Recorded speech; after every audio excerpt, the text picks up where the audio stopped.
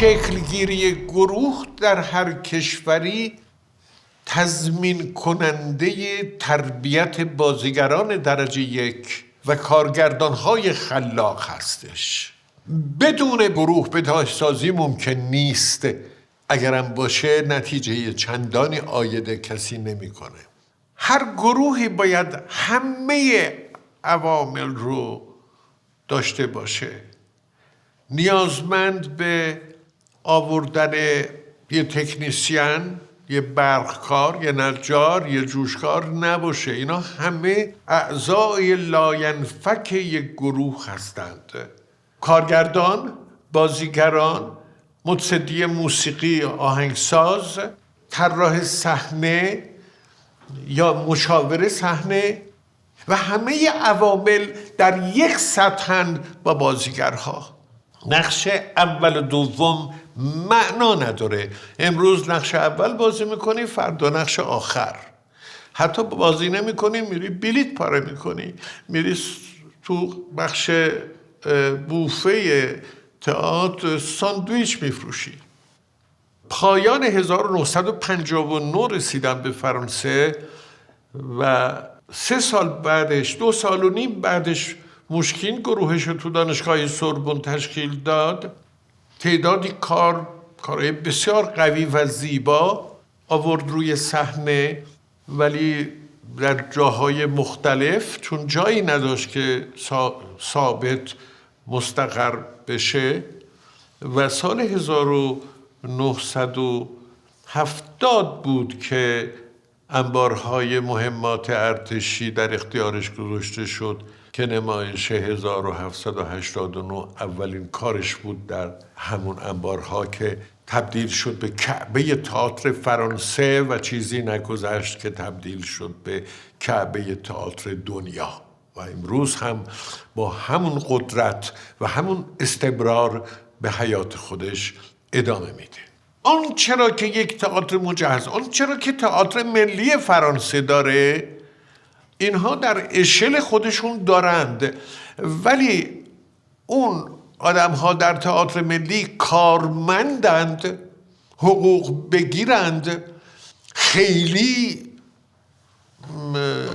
چی میگن وابسته و دلبسته نیستند به اهداف اون مدیر، اون رئیس تئاتر، در حالی که تو گروه های نظیر موشکین اینها همه سرنوشت های مشترک دارن، همونطور که تقدیرشون یک تقدیر مشترکه.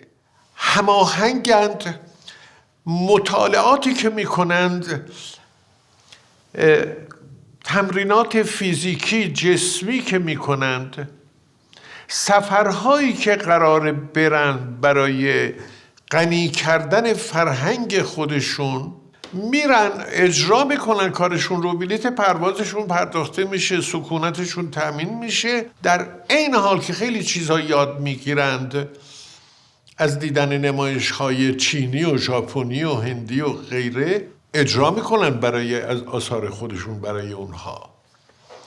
یعنی یه معاوضه فوق‌العاده‌ای رو ترتیب دادند، سازماندهی کردند که این سازماندهی پولی رو با خودشون بر نمیگردونن در دوران اونجا. یعنی اصولاً آدمایی نیستن که به خاطر پول میرن این کار رو میکنن، فقط بایستی ارتزاق بکنن، شکمشون سیر باشه و کار بکنن. هیچ کس بود در گروه موشکین پولدار نمیشه، چون همه مساویند، هیچ کس، ولی همه راضیند.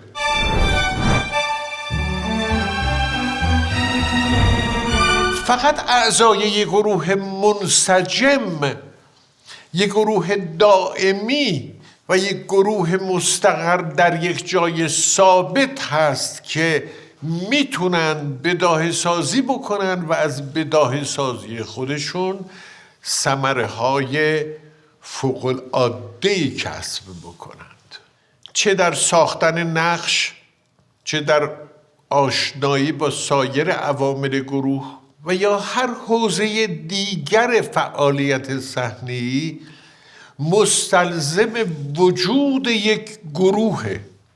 اصل قضیه و شرایط خلاقیت و شرایط زیست این گروه تسلط هرچه بیشتر و تمامتر به سبک‌ها و شیوه‌های بازیگری است. بازیگران یک گروه باید همشون بداهه ساز باشن. بازیگر غیر بداهه ساز نمیتونه در بطن یک گروه باقی بمونه. ببینم مارتینیو، از وقتی این دکتر تازه رو دیدی چقدر عوض شدی؟ خیلی عوض شدم. حالا بگو ببینم داروهاش معجزه کرده یا خودش؟ هم داروهاش. گروه حاصل جمعی تعداد بازیگر با هم دیگه نیست. باید تمام وقت بیان. اگر تمام وقت نباشن به درد گروه نمیخورن. این احتمال هست که کارگردانی یکی 2 تا 4 تا بازیگر با استعداد رو به عنوان بازیگران پاره وقت انتخاب بکنه. کارگردان روی این آدم ها به عنوان بازیگران دائمی گروه حساب نکنه.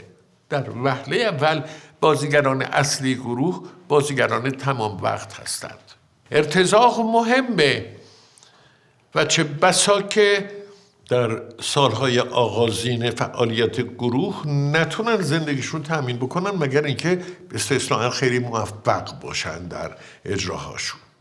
البته کارگردان و گروه وقتی که جمعشون جمع شد باید در وهله نخست در یک جای ثابتی که پیدا خواهند کرد مستقر بشن. این استقرار شرط اوله.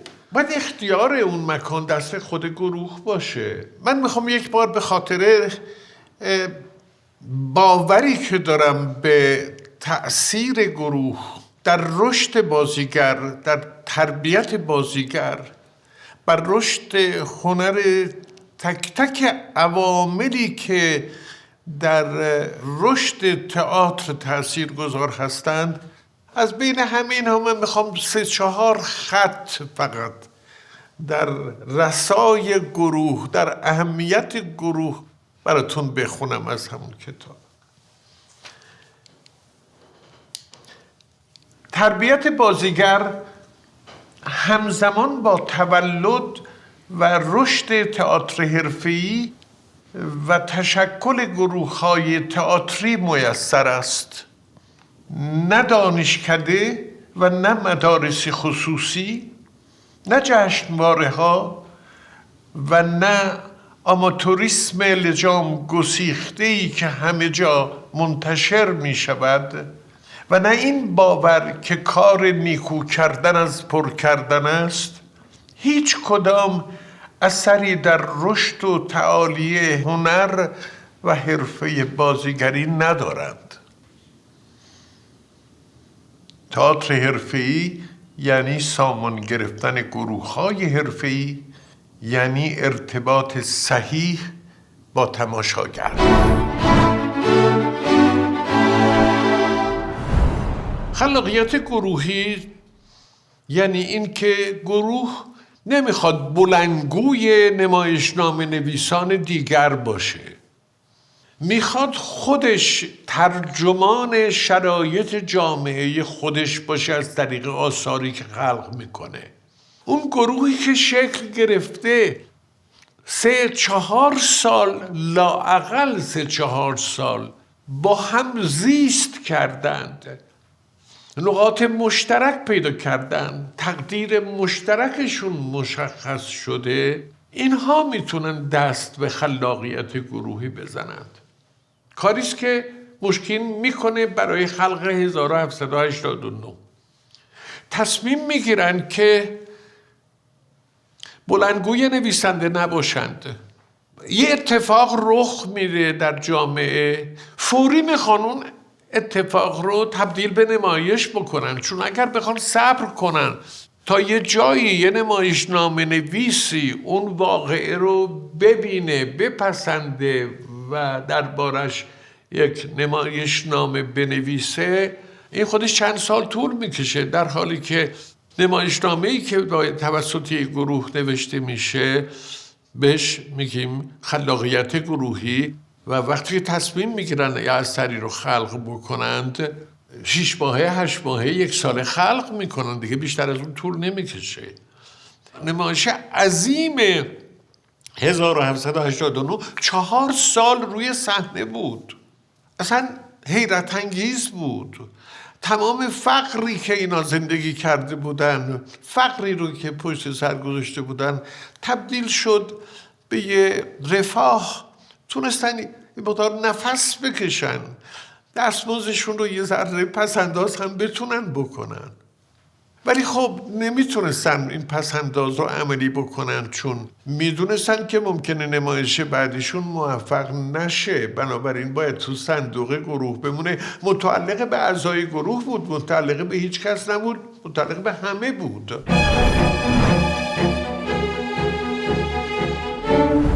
رهبری گروه با کارگردانه، اول از همه کارگردانه، ولی کارگردان هستش که مدیریت‌های زیر مجموعی برای از خودش خلق میکنه، تعیین میکنه که تو مسئول روابط عمومی هستی، تو مسئول روابط با بنیادهای فرهنگی هستی، تو مسئول ارتباط با تماشاگرها هستی. هر کسی یه مسئولیتی که باید داشته باشه در تئاتر باید داشته باشه دیگه.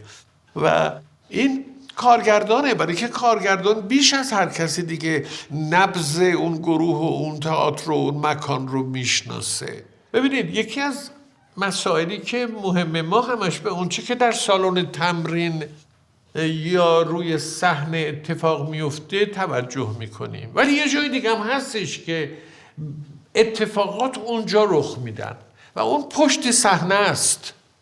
اتفاق افتاده، اون اوایل این اتفاق میافتاد که من میدیدم که ما صحنمون بهشته، بازیگرامون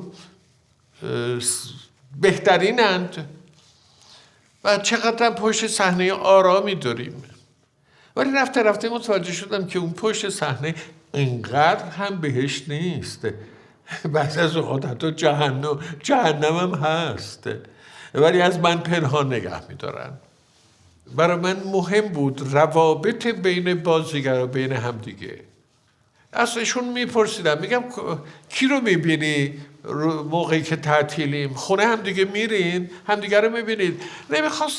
نمیخواستم مداخله بکنم در زندگی شخصیشون، فضولی نبود، فقط میخواستم جنس روابطشون رو ببینم چجوری، آیا با هم خوبند، آیا مشکلی بینشون هست.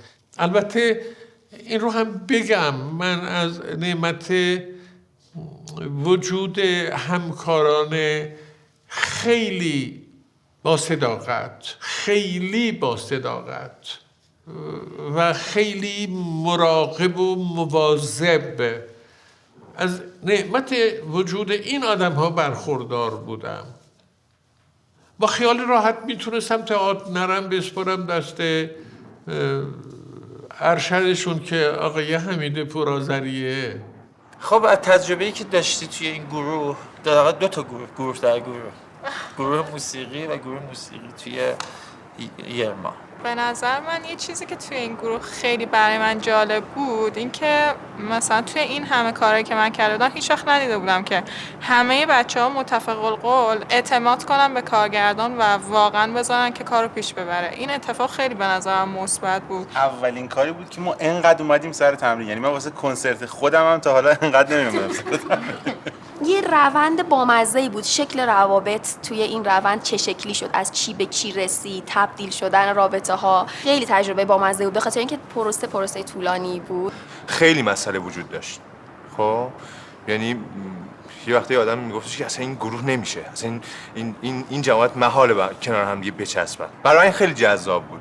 برای خود من اتفاق گروه طراحی لباس که هدش هم یه اسم عجیبی برای من توی کاریم به اسم دکتر رفیعی داشته باشه خیلی تجربه عجیبی بود، خیلی هم سخت. اصولا تجربه جدیدی بود تو تئاتر ایران، اینکه شما 8-9 ماه اتود بزنی و هنوز نمیدونی سرنوشت چیه، یعنی آیا هستی تو نقش آیا نیستی. این خیلی تجربه هیجان انگیز، بعضی وقتا تراژیک، بعضی وقتا دلسرد کننده، مثل پیدا کردن معدن طلا تو دل تاریکی بود.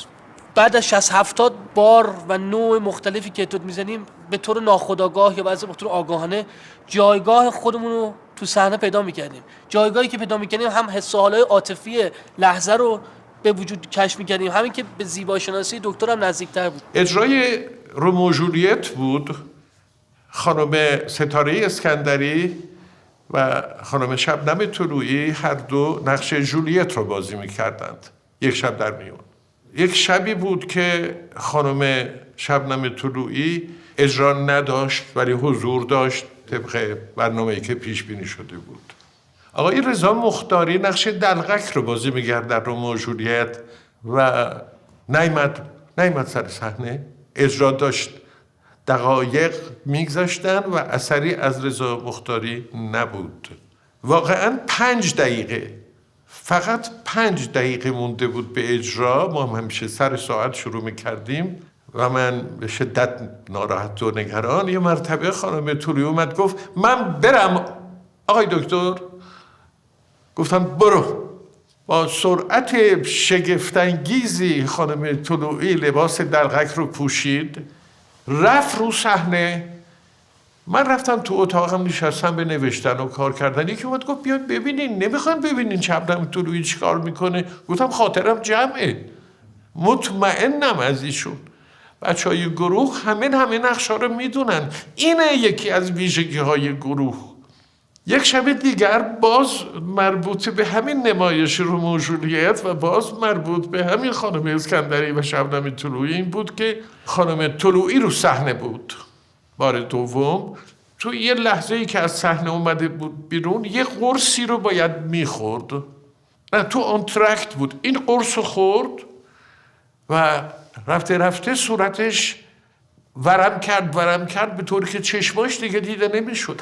غیر ممکن بود خانم طلویی بتونه بره رو صحنه و این اینقدر سریع انجام گرفت که خانم اسکندری با شلوار جینش که نمیتونست از پاش در بیاره فقط پیرهن جولیت رو تنش کرد و رفت رو صحنه. حالا نیمی از نمایش با خانم طلویی رفته، نیم دیگر با خانم اسکندری. و بازیگر نقش رومئو میگفت که من تا چند دقیقه پیش یه جولیت دیگه داشتم جلوی من بازی میکرد و به یک باره میبینم که جولیت دیگر اومده رو صحنه داره با من صحنه بالکن رو بازی میکنه. این اتفاقات میفته ولی میخوام بگم که این تأکید من برای گروه به یک دلیل و 2 دلیل نیست. میتونم بگم 100 تا دلیل حتی بیشتر وجود داره که تا زمانی که گروه شکل نگیره تئاتر در هیچ مملکتی شکل نخواهد گرفت. هیچ بازیگری تربیت نخواهد شد، هیچ کارگردانی رشد نخواهد کرد. و من راستش پا به فرار گذاشتم. از آن روز تا به حال 11 سال می‌گذره. چون از موقع بچه میتونست روی صبح‌های پدر خود را انکار کن، خاندانت را انکار کن و اگر نمی‌کنی به عشق من سوگند یاد کن. من دیگر کاپولت نخواهم بود. چون این زاده شد در من عشقی چون این عزیز به عزیزی چون این دشمن.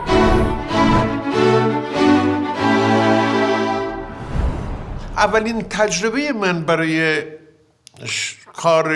کار آوردن روی صحنه این بود که تازه به ایران آمده بودم و تازه در دانشکده هنرهای زیبا مشغول تدریس شده بودم.